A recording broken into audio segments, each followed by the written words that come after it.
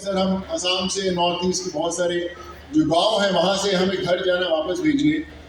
तो मैंने उनके लिए जब कोशिश करना शुरू किया वापस भेजने के लिए, क्योंकि डिस्टेंस बहुत था महाराष्ट्र और यहाँ में, तो बड़ा मुश्किल हो रहा था।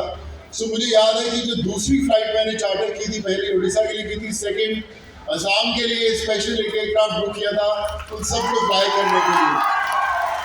और उसमें जो लोग गए वो जाते समय बोले कि सर अगर हम ठीक ठाक वापस पहुंच गए तो हम वापस आपसे मिलने मुंबई ज़रूर आएंगे। और वो लोग वापस मुंबई आए, उनमें से बहुत सारे लोग आज भी मेरे साथ काम कर रहे हैं और बहुत सारे लोग मेरे दोस्तों के साथ काम कर रहे हैं। तो ये मेरा रिश्ता आज से नहीं, बहुत टाइम पहले से है। मैं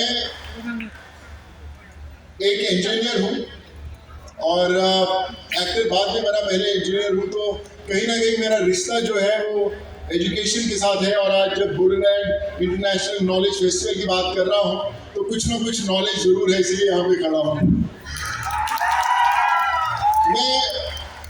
मैं ये कहना चाहता हूँ कि जब भी कोई भी रेवोल्यूशन आता है, चाहे वो लोगों को हेल्प करने में हो, चाहे पीस लाने में हो, चाहे एम्प्लॉयमेंट जनरेट करने में हो, चाहे सोसाइटी को अपलिफ्ट करने में हो, तब कोई एक इंसान आगे आगे खड़ा होता है और वो कहता है कि मैं बदलूंगा। और कई बार बहुत सारे लोग सोचते हैं यार मैं पहले सक्सेसफुल होऊंगा, मैं पहले पैसा बहुत बनाऊंगा, कामयाबी मिलेगी, उसके बाद I want to give back to the society. So मैं आपसे ये कहना चाहता हूँ कि लोगों की मदद करने के लिए, चेंज लाने के लिए पैसा होना, फेमस होना, बहुत सक्सेसफुल होना ज़रूरी नहीं है। मैं जब लोगों को घर भेज रहा था, मैं करीबन 7.5 लाख माइग्रेंट लोगों के साथ जुड़ा था उनको घर भेजने के लिए।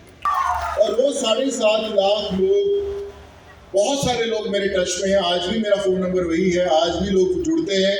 और जब सेकेंड वेव कोविड का आया, जब लोगों को मेडिकल हेल्प की ज़रूरत थी, इंजेक्शंस भिजवाने थे, ऑक्सीजन भिजवाना था, सो ये वो लोग जो 100 रुपये की डेली वेजेस में थे, 200 रुपीज़ की डेली वेजेस में, कईयों के पास काम भी नहीं था, वो बाइसाइकिल्स पर लेकर वो इंजेक्शंस, वो ऑक्सीजन कॉन्सेंट्रेटर्स उन गाँव में गए लोगों की हेल्प करने के लिए। So they became the real saviours. So आज जब मैं बोडोलैंड के बारे में और जान रहा था तो मैं प्रमोद बोडो जी से बात कर रहा था कि किस तरह आप लोग के बहुत सारे लोग बड़ी मुश्किलों से गुजरे हैं, बहुत टफ समय देखा है, 25-30 ईयर्स का एक मुश्किल समय देखा। और उसके बाद आप सबकी जो कोशिश रही, हमारे प्रमोद भाई की कोशिश रही, उसके कारण वापस एक नया सवेरा आया है इस जगह पर।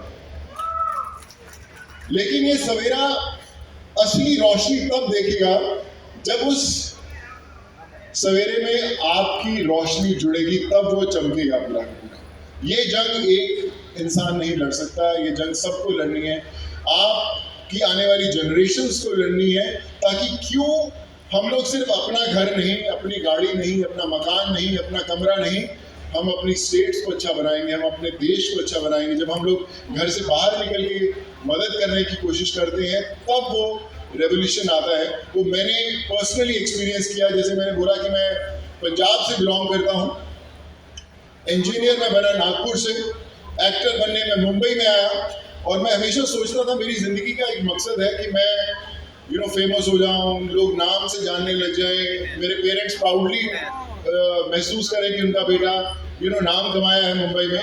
और मैं 18-20 साल उसी सोच में जी रहा था। करीबन 100 फिल्में की अलग अलग भाषाओं में, तमिल, तेलुगु, कन्नड़ा, मराठी, चाइनीज, इंग्लिश, हर भाषा में फिल्म की, नाम भी बहुत हुआ, सब कुछ मिली, कामयाबी भी मिली। लेकिन जब कोविड आया और मैं एक आम इंसान से जुड़ा जिसको मैं जानता नहीं था, जिसको मैं शायद कभी मिला भी नहीं था और शायद मैं कभी मिलूंगा भी नहीं, लेकिन जब आप उनकी ज़िंदगी के साथ जुड़े, उनकी दुआओं ने आपका साथ देना शुरू किया, आप जाने अनजाने में उनकी ज़िंदगी में वो खुशियाँ लेके आ पाए, तब मुझे पता चला कि ज़िंदगी की असली सफलता तो ये है। 18-20 साल तो मैं अंधेरे में फिल्मों के चक्कर में घूमता रहा यार कि वो कामयाबी मिलेगी, वो फिल्म हिट होगी। तो विश्वास मानिए, आप 500 करोड़ की फिल्म का हिस्सा बन जाएं, 100 करोड़ की, 1000 करोड़ की फिल्म का हिस्सा बन जाएं, वो बहुत छोटा लगता है जब आप किसी एक इंसान की जिंदगी बदल सकते हैं। वो बहुत बड़ा है। मैं हमेशा सोचता था कि मेरी लाइफ के अंदर एक बड़ा इंपॉर्टेंट रोल करना है मुझे। बड़ी बड़ी फिल्में मिली, दबंग मिली, सिम्हा मिली और अवार्ड्स मिले, बड़े सारे अवार्ड्स मिले, लेकिन मैं अपनी सबसे इंपॉर्टेंट किरदार निभाया पाया कोविड के दौरान, जहां पे ना लाइट थी ना कैमरा था, सिर्फ एक्शन था और ऊपर वाला वो फिल्म डायरेक्ट कर रहा था। और आज भी मैं उनसे हर रोज यही प्रे करता हूँ कि ऊपर वाला ये फिल्म डायरेक्ट करता रहे और मैं अपनी जिंदगी की आखिरी सांस तक के किरदार निभाता रहूँ, लोगों के साथ जुड़ता रहूँ, अनजान लोगों की जिंदगी में खुशियाँ लाता रहूँ। और मैं आपसे वादा करता हूँ आज इस मंच पर कि आज से जब मैंने नया नया लोगों को कोविड के दौरान लोगों को मदद करनी शुरू की, तो लोगों ने कहा कि यार अचानक पता नहीं क्यों कहाँ से उठ के आ गया है सोनू सूद लोगों की मदद कर रहा, अभी देखना 1 हफ्ते 10 दिन में बंद हो जाएगा। फिर 1 महीना बीता, फिर 2 महीने बीते, फिर साल बीता, 2 साल बीते और आज भी घर के सामने लोग इसलिए आते हैं क्योंकि लोगों को उम्मीद है कि शायद मैं बदल पाऊंगा। मुझे पता नहीं मैं कैसा कर पाता हूँ, मुझे पता नहीं कि मैं कब तक कर पाऊंगा, लेकिन कोशिश जरूर करता रहूंगा। और आज जब मैं आप लोगों के साथ, सब लोगों के साथ जुड़ा हूं, तो मैं आपसे एक चीज का वादा करता हूं कि मैं प्रमोद बोरो सर को भी बोला कि मैं आज बोडोलैंड, असम, नॉर्थ ईस्ट, जहां जहां पे जो भी लोग तकलीफ बैग में होंगे, चाहे वो मेडिकल उनको तकलीफ हो, चाहे वो एजुकेशन की तकलीफ हो, आप याद रखिए कि सोनू सूद आपके परिवार का हिस्सा है, हमेशा खड़ा मिलेगा। और मैं कुछ भी करता हूँ यहाँ पर, मैं बात कर रहा था कि कुछ यहाँ पर जरूरतमंद लोगों के लिए कुछ हम लोग ओल्ड एज होम खोल पाएं या कुछ स्कूल खोल पाएं, कुछ ऐसी चीज़ कर पाएं जो मुझे शायद नहीं पता कि यहाँ पर क्या ज़रूरत होगी, लेकिन आप विश्वास मानिए, हो सकता है जब मैं अगली बार इस मंच पर आऊँ, यहाँ पर कुछ ना कुछ ऐसा हो जो हमारा अपना हो, आप सबका हो और हम लोग मिलकर वो चीज़ बदल पाएँ। और मैं सबसे यही कहना चाहूँगा कि जब आप अच्छा काम करने लगते हैं तो तकलीफें बड़ी बार आती हैं, मुझे भी आई होंगी तकलीफें, लेकिन मेरी माँ हमेशा कहा करती थी कि अगर आपके रास्ते पर स्पीड ब्रेकर नहीं आते तो समझ लेना कि आप सही रास्ते पर नहीं चल रहे, अपनी मंजिल पर नहीं चल रहे, तो स्पीड ब्रेकर से रुकना नहीं, आगे चलते जाना। और आज मैं हमेशा एक लाइन हर मंच पर ये कहता हूँ कि कई बार बहुत सारे लोग जल्दी कामयाब हो जाते हैं, कई लोगों को वक्त लगता है कामयाब होने में, तो लोग कहते हैं यार वो तो जल्दी में से पहले कामयाब हो गया, मुझे तो वक्त लगे, मैं तो उससे ज़्यादा टैलेंटेड हूँ, मैं तो उससे ज़्यादा मेहनत करता हूँ, तो मुझे वो कामयाबी क्यों नहीं मिली। तो मैं उन लोगों के लिए हमेशा एक लाइन याद दिलाता हूँ कि हौसला रख, हौसला रख, एक समय ऐसा आएगा, हौसला रख, एक समय ऐसा आएगा जब घड़ी दूसरे की होगी और समय तेरा बताएगा।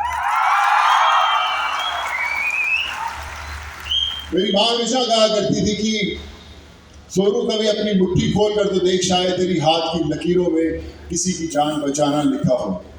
सो आप अपनी मुट्ठी खोलना जरूर, शायद आपके हाथ में वो ताकत हो जो शायद आपको अभी तक पता ही ना हो। सो क्यों ना आज जब मैं यहाँ पर आया हूँ इतनी दूर, हम सब एक दूसरे से वादा करें कि ये जो शाम है ये यहाँ पे खत्म ना हो, यहाँ से शुरू हो, यहाँ से शुरू हो कि जो सब लोग करते हैं। इस मंच पर इतने ऑनररी लोग बैठे हैं जिन्होंने वो बदलाव, वो चेंज लेकर आए हैं। सो हम लोग इनके साथ जुड़कर वो चेंज लेकर आए, वो बेहतर समय लेकर आए।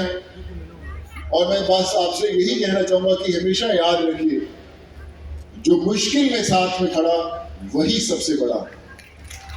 God bless you, and I promise every single person here that Sonu Sood till his last breath will be with you always for anything, 24/7, 365, all my life. God bless you. Take care and thank you so much. Thank you so much, sir. Thank you.